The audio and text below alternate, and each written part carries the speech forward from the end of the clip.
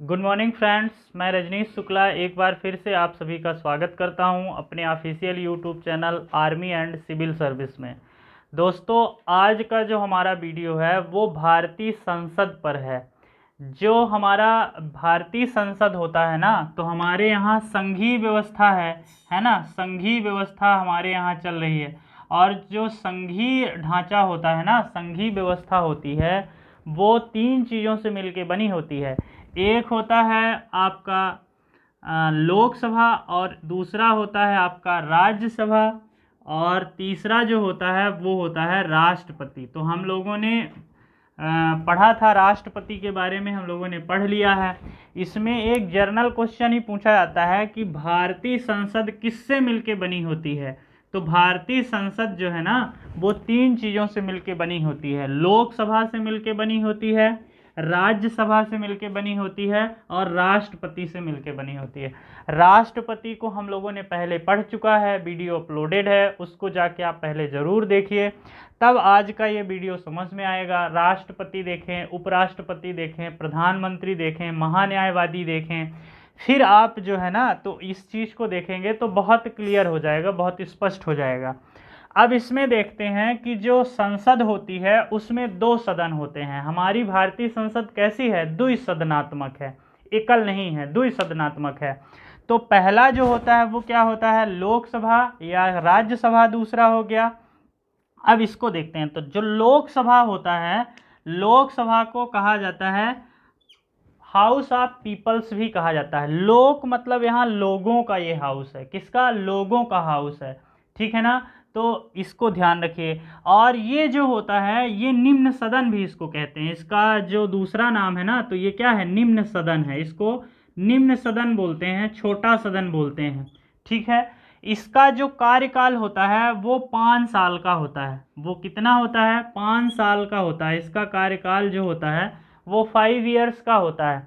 और हमारे भारतीय संविधान में, या कि ये कह दीजिए कि वर्तमान में कितने सदस्य हैं लोकसभा में, तो 545 मेंबर्स हैं, 545 सदस्य होते हैं। अगर आपने वीडियो हमारा प्रधानमंत्री वाला देखा है, तो मैंने आपको बताया था कि लोकसभा का जो मेन होता है ना, प्रधान जो होता है, वो कौन होता है? प्रधानमंत्री होता है। कौन होता है? प्रधानमंत्री होता है। ये आपको ध्यान रखना है। आगे हम डिटेल में इसकी चर्चा करेंगे। अब आ जाते हैं राज्यसभा के बारे में। राज्यसभा को हम क्या कहते हैं? राज्यसभा एक स्थायी सदन होता है, ठीक है ना। स्थायी सदन का मतलब क्या होता है? स्थायी सदन का मतलब ये होता है कि ये कभी भंग नहीं होता है। ये कभी भंग नहीं होता है। तब आप सोचते होंगे कि जब ये कभी भंग नहीं होता है, तो फिर जितने मेंबर्स एक बार इलेक्टेड हो गए तो फिर वो जीवन के लिए हो जाते हैं। नहीं, ऐसा नहीं होता है। इनका कार्यकाल जो होता है वो मैं समझाऊंगा कि फिर तो कैसा होता है। इनका जो कार्यकाल होता है ना, वो 6 वर्ष का होता है। कितने वर्ष का होता है? 6 वर्ष का होता है। ये आपको ध्यान रखना है। दूसरी चीज ये ध्यान रखना है कि इसको उच्च सदन भी बोलते हैं। बहुत कॉमन क्वेश्चन पूछा जाता है, उच्च सदन भी इसी को बोला जाता है, ठीक है। तो अब इस चीज को समझ लेते हैं कि स्थायी सदन है तो इसमें क्या होता है। देखो, इसमें जो सदस्यों की संख्या है वो इस समय 250 सदस्य संख्या है। इनके अधिकतम सदस्यों की संख्या कितनी हो सकती है राज्यसभा में? 250 अधिकतम संख्या हो सकती है। अब ये 250 सदस्य जो होते हैं दोस्तों, इनका जो चुनाव होता है वो एकल प्रणाली से होता है। कैसे होता है? एकल प्रणाली से होता है। एकल प्रणाली या कि अनुपातिक प्रणाली आप भी कह सकते हैं। एकल प्रणाली से होता है इनका चुनाव। अब क्या होता है कि जैसे मान लीजिए कि किसी का कार्यकाल 6 वर्ष जो है, कल पूरा हो रहा है, परसों पूरा हो रहा है, तो उस हिसाब से मेंबर्स अपने पद छोड़ते जाते हैं और चुनाव होता जाता है। कहने का मतलब ये है कि हर 2 साल में ऐसी व्यवस्था रहती है कि हर 2 साल में इसके 1/3 सदस्य अवकाश ग्रहण करते रहते हैं। क्या करते हैं? अवकाश ग्रहण करते रहते हैं। ये आपको ध्यान रखना है, अवकाश ग्रहण करते हैं। इसमें जो 250 है ना, तो 250 में 250 सदस्यों का चुनाव नहीं होता है, इनमें चुनाव केवल 238 का होता है। 238 सदस्यों का ही चुनाव होता है। बहुत ध्यान से समझिएगा, ये सारे क्वेश्चन संविधान में ना सारे पॉइंट्स के क्वेश्चन पूछ लिए जाते हैं, इसमें ऐसा कोई ओपन क्वेश्चन नहीं होता है। तो 238 का ही चुनाव होता है। तो बाकी 12 क्या होते हैं, 12 राष्ट्र जो होता है ना, 12 सदस्य जो होते हैं ना, उनकी नियुक्ति कौन करता है, राष्ट्रपति करता है। मैंने जब राष्ट्रपति पढ़ाया था तो बताया था ना कि राज्यसभा में 12 अधिकतम 12 सदस्यों की नियुक्ति कौन करेगा, राष्ट्रपति करेगा। तो यही 12 सदस्यों की नियुक्ति राष्ट्रपति कर देता है। तो जो 238 सदस्य बचते हैं ना, उनका क्या होता है, चुनाव होता है। और किस प्रणाली से होता है ये मैंने आपको बता दिया।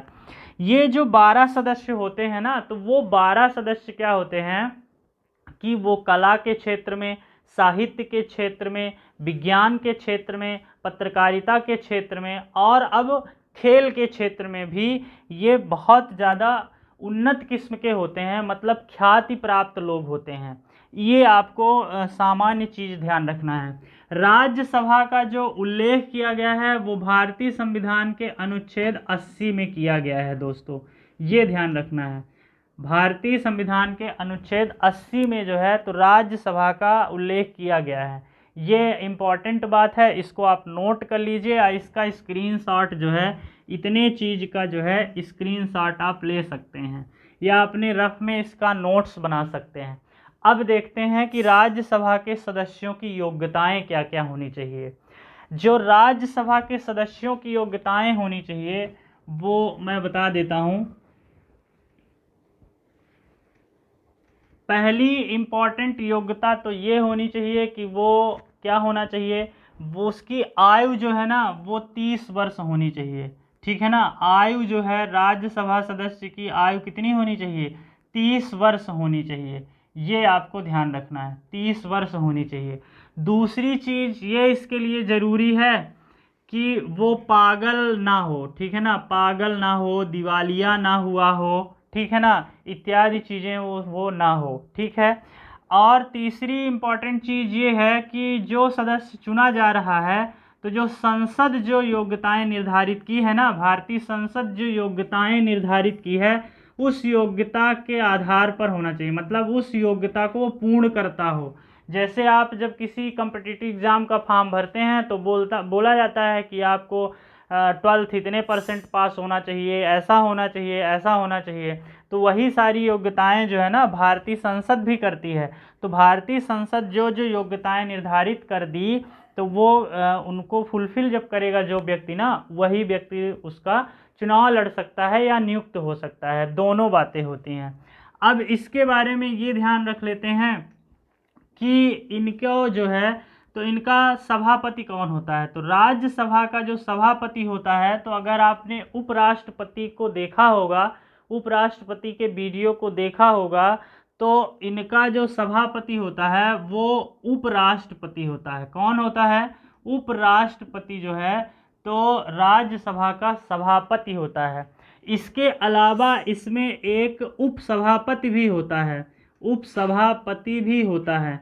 उपसभापति क्या होता है, देखो जब राष्ट्रपति नहीं, उपराष्ट्रपति नहीं रहता है या कि रहता है, तब भी राज्यसभा के सदस्य क्या करते हैं कि अपने में से ही किसी एक बंदे को उपसभापति चुन लेते हैं। उसका इलेक्शन नहीं होता है, उसको आपस में ही चुन लिया जाता है, या कि आपस में ही उनको मनोनीत कर लेते हैं कि हमारा इस जो उपसभापति होगा ना वो ये व्यक्ति होगा। जिस तरह से लोकसभा में क्या होता है, लोकसभा के अध्यक्ष का या स्पीकर का चुनाव नहीं होता है, जितने मेंबर्स होते हैं वो आपस में सहमति बना लेते हैं और कहते हैं कि ये व्यक्ति हमारा क्या होगा, लोकसभा अध्यक्ष होगा। उसी तरह से इसमें भी होता है उपसभापति के लिए। तो राज्यसभा के सदस्य जो होते हैं वो जो है तो आपस में ही चुन लेते हैं।